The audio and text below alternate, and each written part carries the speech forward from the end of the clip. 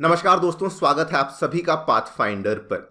अपनी energy security को सुनिश्चित करने के लिए भारत अब एक और बड़ा कदम लेने जा रहा है।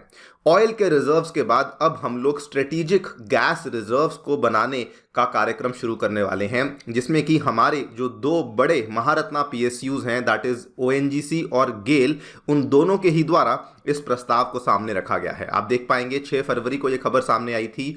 ONGC and GAIL explore the possibility of setting up the strategic gas reserve. यहां पर भी आप देख पाएंगे फाइनेंशियल एक्सप्रेस में भी इसको कवर किया गया है कि India is now exploring the strategic gas reserve across the west coast of the country. Now ये वाला जो फैसला है, इसके बहुत बड़े बड़े इंप्लीकेशंस हैं और इसके बहुत बड़े बड़े फायदे हैं।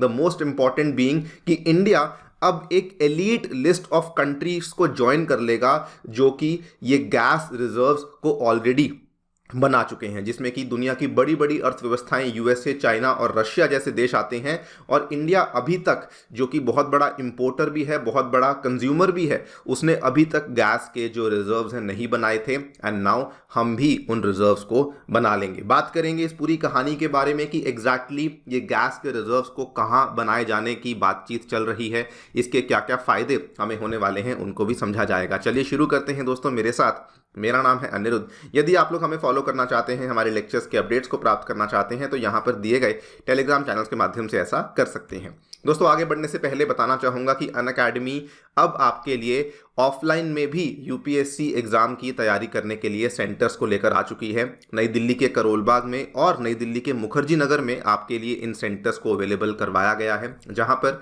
2025 एवं 2026 के अभ्यर्थियों के लिए जो फाउंडेशन प्रोग्राम्स हैं उनको लाइव करवा दिया गया है। अगर आप इनमें इंटरेस्टेड हैं तो आप सेंटर्स को विजिट कर सकते हैं। और इवन प्रयागराज में भी सिविल लाइंस में हमने अपने सेंटर को ओपन करवा दिया है, जहां पर यूपीएससी के साथ साथ यूपीपीसीएस के भी जो जीएस बैचेस हैं वो भी अवेलेबल करवाए गए हैं।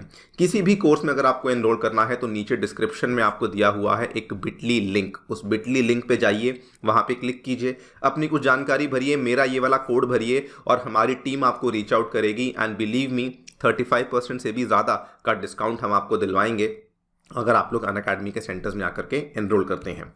ऑल राइट, सबसे पहले आपको कुछ ऑब्जेक्टिव नंबर्स बता देता हूं कि इंडिया का आज जो हमारा ओवरऑल एनर्जी का मिक्स है उसमें गैस की क्या भूमिका है। देखिए, नेचुरल गैस इंडिया के ओवरऑल एनर्जी मिक्स में फिलहाल 6% के आसपास का योगदान करती है और ये जो परसेंटेज है ये बहुत तेजी से बढ़ रहा है। इंपोर्ट्स की बात करें तो इंडिया जो है वो ऑलमोस्ट 50% ऑफ जो टोटल हमारी डिमांड है उसको हम लोग इंपोर्ट करते हैं। और इंडिया में आप ये देख लीजिए कि India is currently the 4th largest LNG importer in the entire world. Recently भी अगर आपने देखा होगा तो जस्ट पिछले हफ्ते की ही बात है, इंडिया ने कतर के साथ एक बड़ी डील को साइन किया है जो कि 78 बिलियन यूएस डॉलर्स की है। इंडिया के गेल ने रिसेंटली यूएई की जो एडीएनओसी कंपनी है उनके साथ भी एक लॉन्ग टर्म एलएनजी डील को साइन किया है। ये इस चीज़ का प्रमाण है कि हमारी जो लिक्विफाइड नेचुरल गैस की रिक्वायरमेंट है ये बहुत ज़्यादा है। और सरकार का टारगेट ये है कि हम लोग सन 2030 तक ये वाला जो हमारा 6% का आंकड़ा है एनर्जी मिक्स में गैस का योगदान, उसको बढ़ा करके हम लोग 15% पर लेकर जाना चाहते हैं। इसीलिए बिकॉज यहाँ पर नीड बहुत बढ़ रही है, बिकॉज इंपोर्ट्स बहुत बढ़ रहे हैं, इसी चीज़ को ध्यान में रखते हुए हमारी जो दो बड़ी बड़ी पीएसयूज हैं, ओएनजीसी जो कि इंडिया का सबसे लार्जेस्ट ऑयल एक्सप्लोरर है एंड गेल जो कि इंडिया का सबसे लार्जेस्ट गैस डिस्ट्रीब्यूटर है, they are now exploring the possibility of setting up the strategic gas reserves in the country. और यहाँ पर आप डिमांड के पीछे अगर कारण को समझेंगे, नंबर 1 तो सिटी गैस डिस्ट्रीब्यूशन सेक्टर आपने नोटिस किया होगा। इंडिया के ऑलमोस्ट हर शहर में ये वाला कार्यक्रम शुरू हो चुका है कि ज़मीन खोद कर गैस पाइपलाइंस को डाला जा रहा है सो दैट जो सिटी गैस डिस्ट्रीब्यूशन है उसको बढ़ावा दिया जा सके। फर्टिलाइजर मैन्युफैक्चरिंग के अंदर भी जो गैस का इस्तेमाल है वो भी कहा जा रहा है कि बढ़ने वाला है, बिकॉज यहाँ पर हमारी कोशिश है कि हम लोग अलग अलग देश जैसे कि चाइना हुआ, सऊदी अरेबिया, मोरक्को, जहाँ से हम लोग फर्टिलाइजर्स मंगवाते हैं उन पर निर्भरता को कम कर सकें। और आंकड़े भी इस चीज़ को बताते हैं। अगर आप देखें जो करंट फाइनेंशियल ईयर के अप्रैल से लेकर दिसंबर तक के 9 महीने थे, इसमें हमने 22.85 billion cubic metre of LNG को पर डे इंपोर्ट किया है। और वहीं अगर आप 2022 के ये वाले आंकड़ों को देखेंगे तो हमने 20.01 billion cubic metre per day को इंपोर्ट किया था। मतलब कि क्लियरली हमारा जो इंपोर्ट है और हमारी जो कंजम्पशन है वो यहाँ पर बढ़ने ही वाली है। इसीलिए ये गैस रिजर्व्स को बनाने का जो आइडिया है इसको सामने रखा गया है। अगला सवाल यही आता है कि इन गैस के रिजर्व्स को बनाया कहाँ जाएगा। इसमें 2 ऑप्शंस हैं जो कि दी जा रही हैं। पहली बात तो ये कहा जा रहा है कि ये इंडिया के वेस्टर्न कोस्ट में बनाया जाएगा। जो 2 ऑप्शंस यहाँ पे दी गई हैं, नंबर 1 पे आता है पुराने जो तेल के कुएं हैं, मतलब कि जिनमें से अब तेल नहीं निकल रहा है, ये तो वो वाला ऑप्शन है। ये तो बड़ा स्ट्रेट फॉरवर्ड सा ऑप्शन है कि वहाँ पर क्योंकि जगह बनी हुई है तो उस जगह का इस्तेमाल करेंगे, वहाँ पर गैस को स्टोर कर देंगे। जिस तरीके से हम लोग ऑयल को स्टोर करते हैं स्ट्रेटेजिक रिजर्व्स में, सिमिलर तरीके से गैस को स्टोर किया जाएगा उसकी लिक्विफाइड फॉर्म में। दूसरा ऑप्शन जो कि सामने आ रहा है वो है दोस्तों सॉल्ट के कवर्न्स का, मतलब कि नमक की गुफाओं का। इसकी टेक्निकलिटीज आपको थोड़ी समझाता हूं। देखिए, सॉल्ट के कैवर्न्स में क्या होता है, काफ़ी इंटरेस्टिंग चीज़ होती है। मान लीजिए ये कोई सॉल्ट की गुफा बनी हुई है, तो इसमें क्या होगा कि इसके अंदर बहुत सारा सॉल्ट होगा।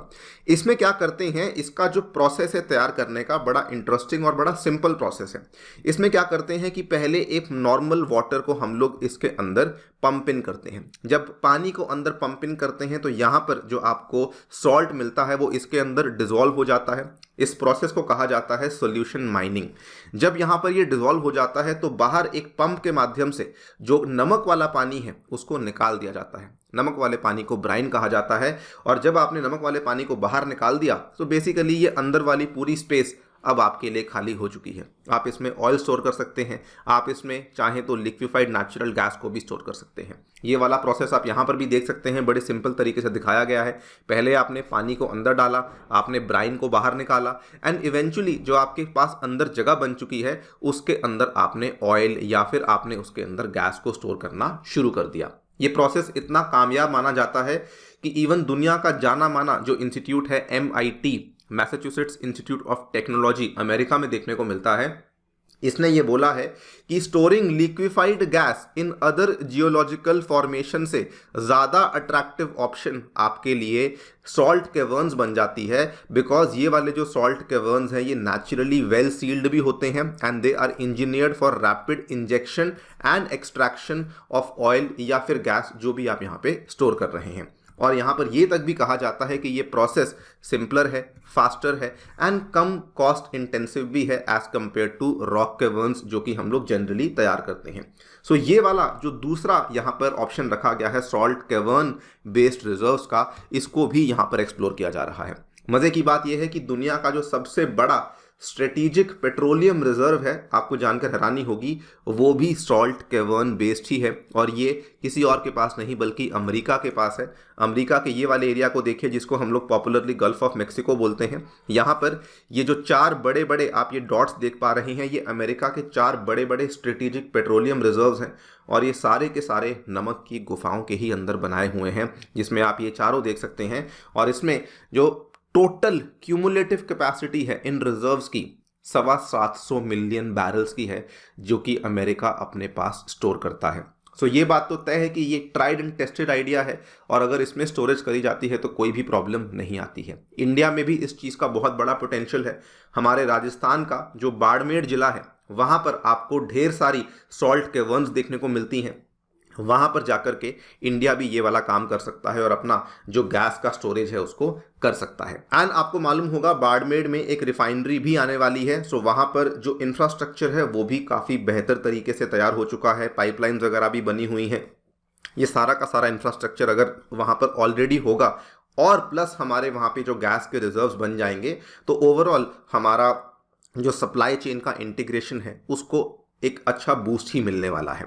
टॉकिंग अबाउट कि क्या ये कदम इंडिया सही समय पे ले रहा है, तो बिल्कुल सही कदम पे लेने की बात हो रही है। बिकॉज पिछले 1 साल से हम लोग देखते आ रहे हैं कि लिक्विफाइड नेचुरल गैस के जो स्पॉट प्राइजेस हैं वो कम ही होते जा रहे हैं। दुनिया भर में डिमांड जो है वो कम है। इंडिया एक ऐसा देश है जहाँ पे डिमांड बढ़ रही है बिकॉज हमारी इकोनॉमी में हमें ग्रोथ देखने को मिल रही है।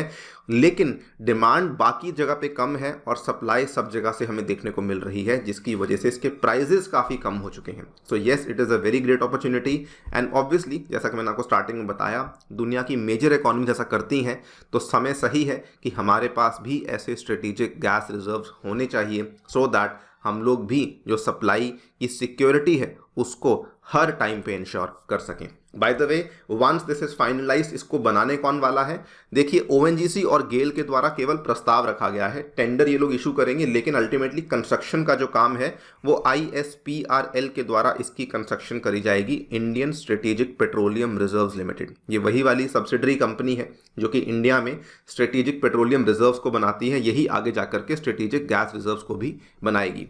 जो ISPRL है ये OIDB के तहत आती है, under the ministry of petroleum and natural gas, और इंडिया में जितने भी रिजर्व्स अभी बने हुए हैं, मैंगलोर में, पादूर में, विशाखापट्टनम में और इवन ओडिशा में जो बातचीत चल रही है चांदीखोल में बनाने की, वो सारी की सारी ISPRL के द्वारा ही दोस्तों बनाए जा रही हैं। वीडियो कैसी लगी डेफिनेटली बताएं कमेंट सेक्शन में, आपकी क्या राय है इस पूरे मुद्दे को लेकर वो भी बताएं कमेंट सेक्शन में। बिफोर एंडिंग द सेशन बताना चाहूँगा कि अनअकैडमी के ऑफलाइन सेंटर्स में दोस्तों free demo classes, 1-on-1 mentorship, magazine, library, wifi access जैसी सभी चीज़ें अवेलेबल होती हैं। एक बार विजिट कीजिए और इवन इस लिंक पे जाकर के क्लिक करना मत भूलिएगा, आपको इससे काफ़ी अच्छे जो डिस्काउंट्स हैं वो अवेलेबल हो सकते हैं। Thank you so much for listening, stay tuned and stay safe.